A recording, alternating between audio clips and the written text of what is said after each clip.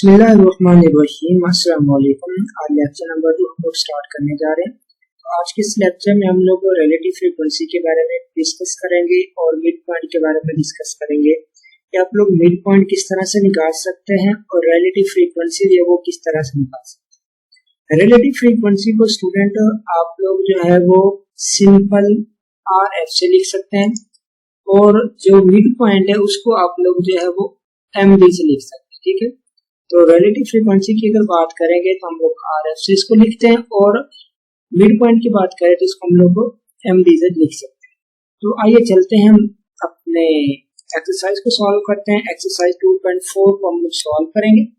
कल भी मैंने आप लोगों को कुछ क्वेश्चन करवाए थे, तो आज करते हैं। वो कहते हैं कि यूनिवर्सल, अब ये आप लोगों को डाटा दिया गया, ठीक है, सिंपल सी बात है, ये आप लोगों को उसने डाटा दे दिया। डाटा देके वो आप लोगों को कहता है कि रिलेटिव फ्रीक्वेंसी फाइंड आउट करो। रिलेटिव फ्रीक्वेंसी फाइंड आउट करने के लिए सबसे पहले आप लोगों को फ्रीक्वेंसी निकालनी होगी। ठीक है, आप लोगों को सबसे पहले फ्रीक्वेंसी निकालनी होगी। जब आप लोग फ्रीक्वेंसी निकालेंगे तब ही आप लोग रिलेटिव फ्रीक्वेंसी निकाल पाएंगे।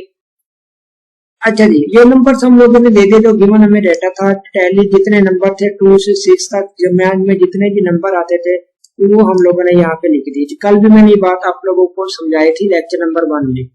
तो जितनी टैली होगी उतनी ही उसकी फ्रीक्वेंसी होगी। अब बात आती है ये रिलेटिव फ्रीक्वेंसी 0.17 कैसे आई।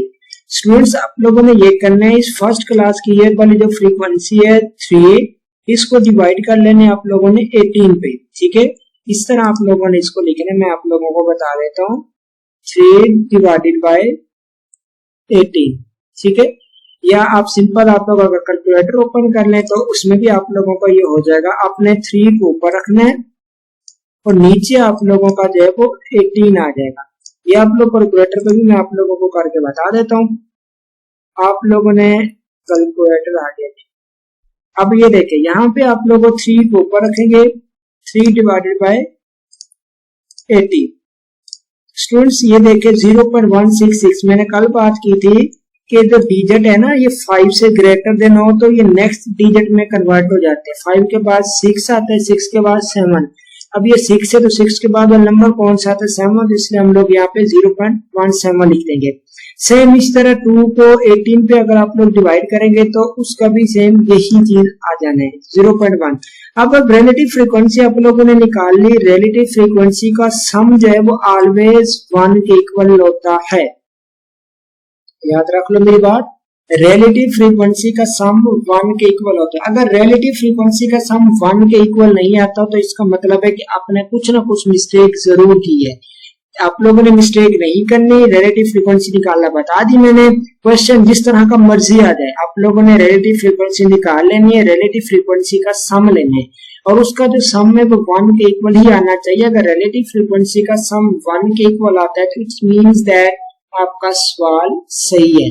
अब ये रिलेटिव फ्रीक्वेंसी निकाली, नंबर 1 हम लोगों ने पॉइंट निकाले। बी में वो कहता है कि व्हाट परसेंटेज ऑफ शिफ्ट है वेस्ट। अब इसकी परसेंटेज भी निकालनी है आप लोगों ने। ठीक है, अब इसकी परसेंटेज भी आप लोगों ने निकालनी है। 21 और फ्लेवर बर्ग विच डिस्ट्रीब्यूट एट, ठीक हो गया।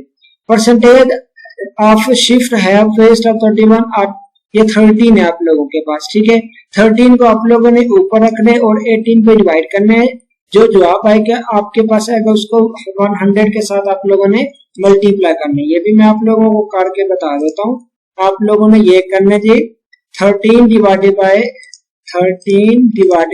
18, इसका जो जवाब आया उसको आप लोगों ने मल्टीप्लाई कर लेना जी 100 के साथ। तो स्टूडेंट ये देखिए 72 आ गया। अब ये 5 से एक छोटा है तो ये हम लोग नहीं लिखेंगे, 5 से बड़ा होता है तो फिर लिख लेते, 5 से छोटे वाले को हम लोग नहीं लिखते। तो इस तरह से आप लोग रिलेटिव फ्रीक्वेंसी भी निकाल सकते हैं और परसेंटेज निकालनी हो तो वो भी आप लोग इजीली फाइंड आउट कर लेंगे। अब ये वाला जो क्वेश्चन है सेम उसी तरह ही होना है जिस तरह ऊपर वाला क्वेश्चन मैंने आप लोगों को करवाया और या लेक्चर नंबर 1 में आप लोगों को क्वेश्चन करवाया।